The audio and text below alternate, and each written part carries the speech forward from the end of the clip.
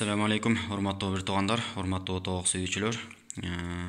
Бүгүн сиздердин назарыңыздарга Матрица Vegas деген инкубаторду тартуулайбыз. Бул инкубаторду качан, каяктан сатып алганымды мурунку видеону көргөндөр болсо билет чыгар. Негизгиси 90 жумурткалык российский, заводской, бардыгы автоматтык түрдө иштей турган инкубатор. Баасы 12 000 сом. Негизи орустардын сайтында карап көрсөм 8 000 сомдун тегерегинде эле турат экен. Бирок айла жок, өзүбүз өндүрбөгөндөн кийин бирөөлөрдүн колун карайт экенбиз. Ал эми алар өздөрүнүн каалаган баасын коёт. Кааласаң ал, кааласаң албай эле кой дегендей. Кыскасы ушундай. Анан бул негизгиси эң арзан варианты десек болот. Ушул эле функция менен 90 жумурткалык, ушул эле компьютер, ушул эле өзү, бирок сыртында жыгачы менен, ичинде сырты жыгач менен обшивать этилген, ичи темир менен обшивать этилген инкубаторлор 20 000 тегерегинде турат. Андыктан бул эң арзан варианты десек болот. Эми мунун комплектисинде эмне бар? Ичин ачканда эле сыртында 2 крышкасы бар. 3 айнеги менен. Мунун узун туурасы кимге кызык болгон болсо 82,5 га 36,5 37 экен. Комплектисинде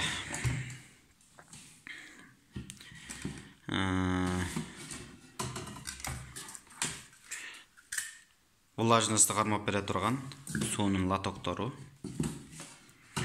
анан китеби бар.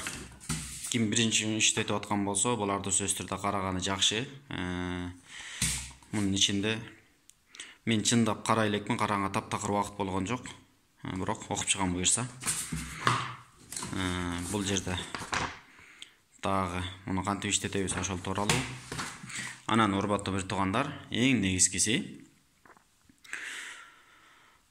инкубатордагы эң кымбат табылгыс нерсе бар. Ошол мына бул нерсе. Башкасын табышыңыз мүмкүн, бирок бул баклажка табылбай калышы мүмкүн. Эгер жоготуп ийсеңиз, муну жок эле дегенде 5 сомго баклажкасын, анан тетигилерин дагы бир топ акчага сатып алышыңыз мүмкүн. Андыктан колдон келишинче муну сактаганга, жоготпогонго аракет кылыңыз. Анан дагы бир маанилүү нерсе. Кадимки эле аккумуляторга сайыла турган 12 вольт менен иштей турган функциясы бар экен. Мага жакканы ушул нерсе болду. Себеби биздин Кыргызстан ушунчалык деңгээлде өнүккөн. Электр энергиясын абадан алабыз. Анан ошол абадан алып жаткан кезде случайно кокустан күмүркөлүп, кар жаап, жаан жаап, жанча-мынча шамал болуп, площадьта илинип турган желек кыймылдап кала турган болсо, свет өчүп калышы мүмкүн. Подача токтоп калат, асмандан келбей калат. Ошол убакытта аккумуляторго сайып койгонго мүмкүнчүлүк болот, урматтуу бир туугандар. Ошондуктан бардыгыбыздын тилегенибиз асманыбыз ачык болсун деп туралы. Андан кийин мен бир байкаган единственный минус, жападан жалгыз минусу, кемчилиги бул экен. Бул кыска экен. Бирок мунун кыйынчылыгы жок. Бул шлангтын бир аз узартып коюш керек экен. Муну кайсын менен алмаштырабыз? Кадимки эле хоз магазиндерге барсаңыздар, мондай трубочкалар сатылат. Ошондон алып келип туруп, узунараак кылып койсо жакшы болчу. Себеби мен баклажканы тагып көрдүм. Таккандан кийин тиягы аягына чейин киргенден кийин бул тартылып калат экен. Баклажка кыйшайып калат. Же болсо муну биякараак жылдырыш керек экен да. Бирок муну жылдырып бузгум келбей турат. Ошондон муну бир аз узартып коюш керек болуп калды менин абалымда. Мен видеолордон YouTube'дан тияк-бияктан көрүп көрдүм элем. Ушулар узун эле болчу, жакшы, бирок тилекке каршы мага кыскасы папал болуп калыптыр. Лотогу бар экен кадимкидей. Бул жерде перегородка, муну жылдырып койсо болот экен да. Кыскасы 30 саласыңбы, 20 саласыңбы, 50 саласыңбы, салып турган анан акыры муну менен түрттүрүп коюсоңуз болчу дагы. Андан кийинки маселе бул жерин эгер ким биринчи жолу иштетип аткан болсо, ушул жерди окуп чыкса, бардыгы түшүнүктүү болчудан. Себеби мен окуп чыктым, мен биринчи жолу колдонуп атам. Бир аз түшүнгөнсүп калдым. Анан түшүнбөгөндөр болсо, YouTube'дарга кирсеңиздер, обзорлорун жазсаңыздар, жакшы түшүндүрүп бергендер деле бар экен негизинен. Эң негизги мен байкаган нерселердин бири, көпчүлүктөр суроо берип атат да, мисалы, бизде WhatsApp группа бар. Ошол жерде аккумуляторго сайган кезде канча убакытка жетет экен деген. Ошону аккумуляторго сайган кезде бул жерде кайсыңыз азыр? Манакей. Бул жерде 1 секундалык басуу аккумулятордон иштеп аткан кезде 1 эле секунда бассаңыз, аккумулятордун заряды канча калды, дагы канча убакытка же канча минутага же канча саатка жеткирет, ошону көргөзүп берет экен. Ушуну бассаңыздар таап аласыздар. Канча калды экен деп сарсана болуп отурбастан басасыз. Минус деген каякта тур мына.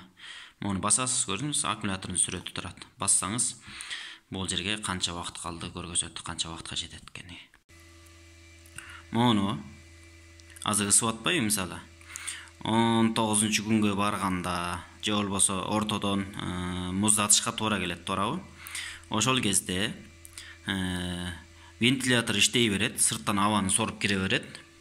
Бул жерден сорот окшойт да сыягы. Бирок спираль иштебей калат, ичин муздатат. Ошол функцияга өткөрүш үчүн окейди басасыз 3 секунда.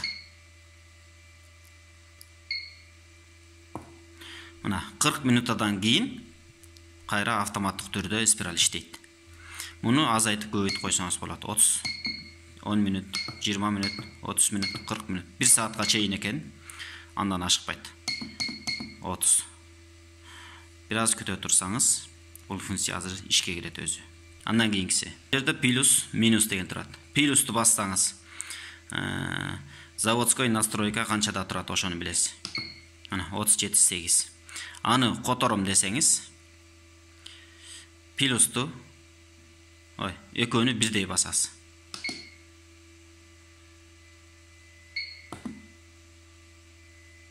Мынакей. Түшүрсөңүз болот. 3 секунда баскандан кийин ушинтип чыгат. Кааласаңыз көбөйтсөңүз болот. Мынакей. 37,8. Бир аз күтө турсаңыз, бул өзүнө келет. Андан кийин автоповорот деген маселе бар. Автоповорот өзү заводской боюнча 2 саатта экен. Аны иштетиш үчүн оны басасыз. Бир аз басып турасыз. Басып турсаңыз, мынакей иштеди.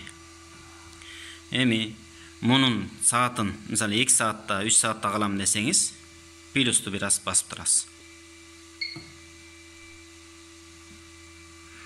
Мынакей 2 саат, 3 саат, 4 саат, 5 саат кааласаңыз. Өзү заводской 2 саат экен. Ошого коюп коебуз. Мынакей урматтуу бир туугандар, биринчи жолу салып аткандыгыма чындыгында тажрыйба жетишсиздик болгондуктан бир топ каталарды келтиртирмин. Биринчиси эле жумуртканы жалпагынан жаткырып салып койтурмун. Жалпагынан жаткырып алып туруп эле санасам 40 болгондор уже теңинен ашып кеткенде мен таң калып аткам. Бул кандай болуп калды? 90 бул арай менен батпайт деп аткам. Анан бир жигит инкубаторуңузду көргөзсөңүз дегенден WhatsApp'тан жөнөтсөм, көрөгөч экен, байкап, муну жумуртканы туура эмес салыпсыз, тикесинен салыш керек болчу дегенден как раз жаңы эле салгам. Ал жигитке рахмат десем болот. Себеби убагында байкап калды. Убагында мен кеч боло электе кайра тикесинен салып, тууралап койдум 90 батчыдан. Анан негизгиси бул жер өтө суук болуп, температура көтөрүлбөй койду. 25ден 30га чейин 1 сааттын аралыгында араң көтөрүлдү. Анан кой деп бул пленканы таап келип, прозрачный кагып койсом, анан эртең менен келсем уже жакшы стабильно иштеп калыптыр.